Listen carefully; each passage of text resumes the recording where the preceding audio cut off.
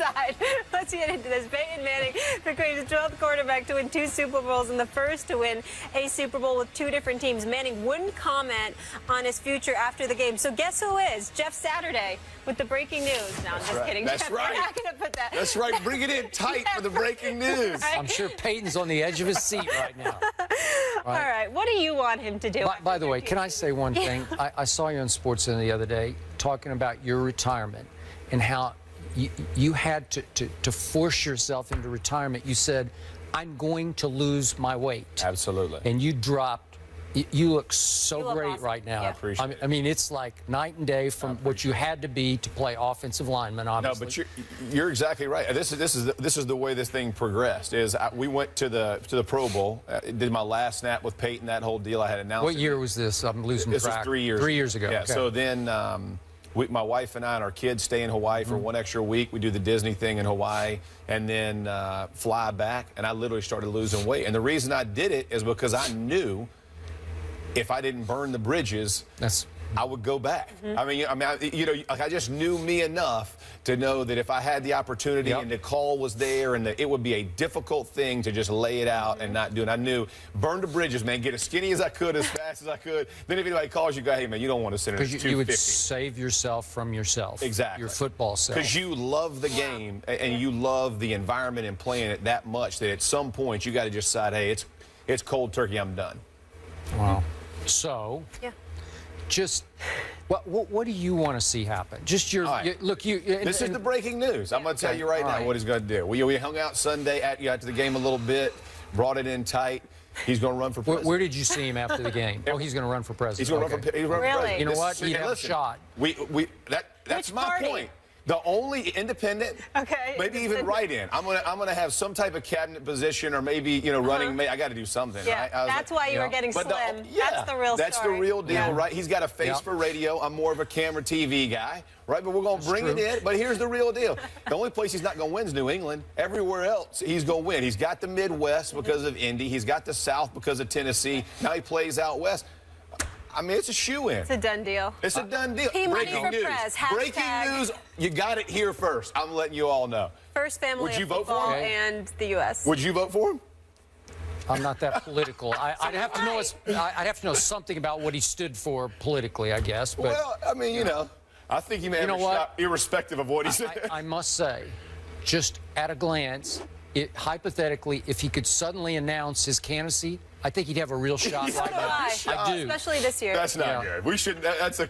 We don't need that. Well, but it's true. He would have a shot right now. He's beloved. He is. Okay. He is. I will say this though, in all seriousness and fairness, I think what John Elway said was probably the greatest, statement that I've heard about retirement. And it's the 99% and the 1. You may be 99% sure this is what but that 1% is really what you hang on for. I mean, greatest quote that I've ever heard about retirement. And a guy who I'm sure, was at the same place Peyton is right now in his career after the Super Bowl is that 1%, this is the last time you're ever playing this game. You're never going back to it. So if you love playing the game, that's what you have to come to grips with. Because riding off in the sunset, all of those things are all great if it's what you want. It can't be what I want for him, what you want for him, what everybody else wants for him. Hey, you couldn't have written a script better. Maybe that's not what he cares about, right? Maybe he cares about playing. Okay. And if you do, you need to keep playing until you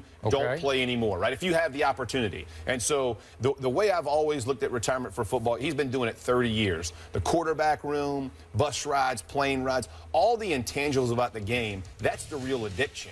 That's the real deal. I mean, players, we talk about Sundays. Let me tell you something.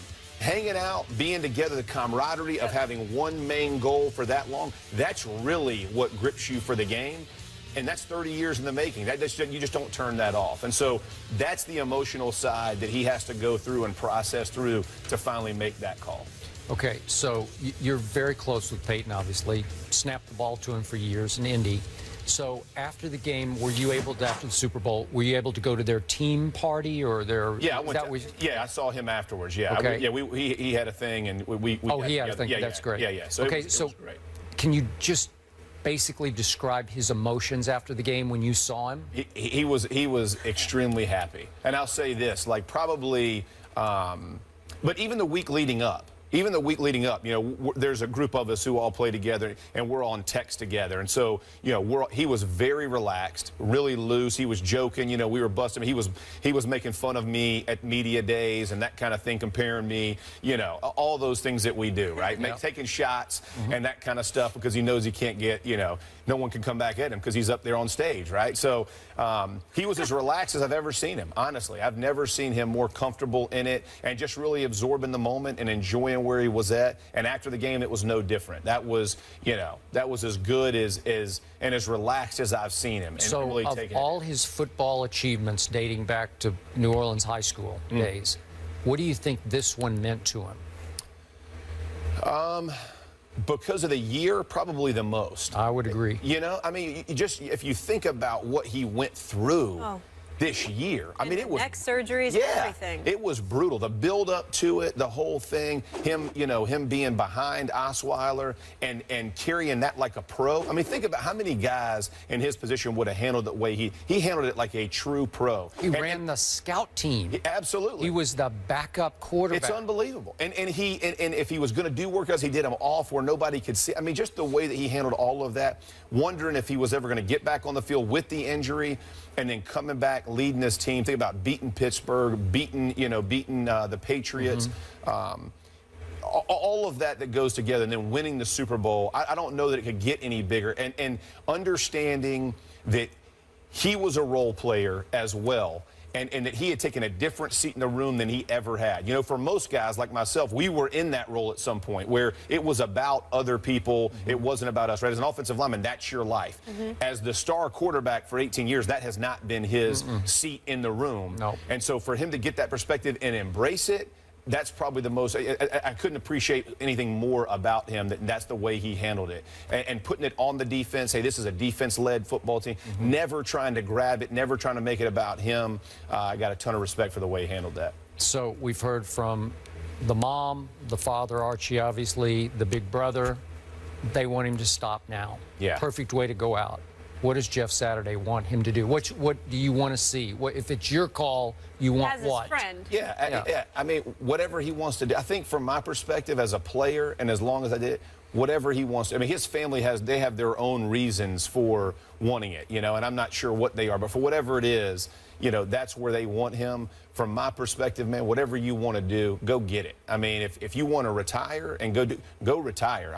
His legacy was cemented to me years ago as the greatest of all time. This is just putting cherries on top, right? So as you're looking at it from that perspective, there's nothing else he could do. There's no more that he could go get. No. So if you're satisfied with what you've done, lay it down and be good. But you've got to come to grips with it because he's not going to be the wishy-washy guy, right? Once he makes a decision, it's going to be there. But once you've made it, it ain't coming back. So just make sure you're comfortable. You're going to be happy with with your wife and your kids and your family time and whatever else you decide to do. But that's really what I just want you to be content in your life. And so many of our guys walk away, leave the game and have regret about it. You just don't ever want to be there. So make sure that you've come to that. Okay. That so place. What's your best guess on this question? How battered is his body now? And I'm talking about cumulatively battered. Okay. So if that's the case, I will say that. Seeing him, through the years, he has taken 18 years of it. Look at Brett Favre. Look at all the guys who've done it forever. They take a thumping. There's a reason offensive linemen at 14 years, we stop, right? You're getting to the point now where age catches up and those hits, all that catches up. And there's no training your way through it. There's no, it doesn't matter how well you eat. All those things are great.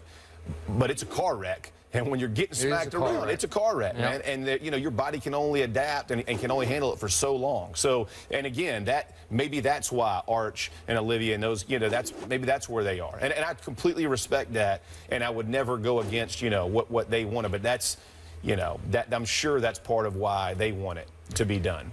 I get that. But I'm still in that camp of, I know how much football means to him for all those reasons you just said. I thought it was very telling. We just had two Broncos defensive backs on who said that Peyton liked to hang with their group. Yeah. Because it makes you feel, he's going on 40, and that's a milestone. That's it's a shake-up milestone. Yeah. And he's hanging with the DBs, and they're calling him P-Money, and he's signing their jerseys P-Money after the Super Bowl. And I'm sure it's a lot of fun for him because it makes him feel like young. he's one of those guys. He's picking up fun here. Have you told him how great Bristol is? Have you told him about the snow outside? He can chase Emmys. He can come to ESPN and chase Emmys. We've seen him star in those commercials. But if the Los Angeles Rams say, hey, we need you and we want you to help put us back on the Los Angeles map, I say God bless you. But that's just, it's not my body. Yeah. It's not my heart.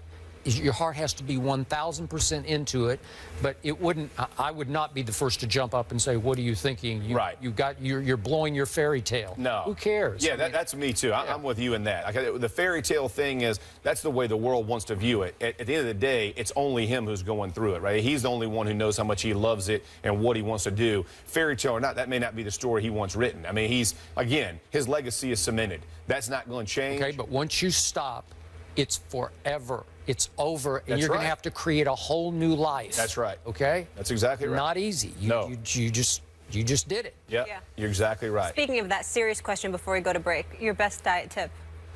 Best diet tip. You know Are you what? no carbs? Are you high protein? No, no I do all of it. My best thing is my wife, Karen. She tells me, hey, here's what we do today. Baby, I'm on it. Here's what you should eat. It's a ton of vegetables, good portions of protein, that kind of stuff. But Karen's running the show. She She's runs taking the good show. care of you. Is she to cooking Karen. most Absolutely. of these meals? Okay. Absolutely, yeah. And a fantastic cook. Makes every vegetable taste delicious. Many props to my wife. She takes care. And that's why I love it. Yeah, for sure. All right, good stuff. You're going to stay put. Now, the Broncos obviously captured Super Bowl 50. We just had the guys here, but it's never too early to look ahead to next season, right? Who's going to be the Kings in H-Town next year at Super Bowl 51? Skip and Jeff will tell you that next. On the Hook is brought to you by Bass Pro Shops. Your adventure starts here.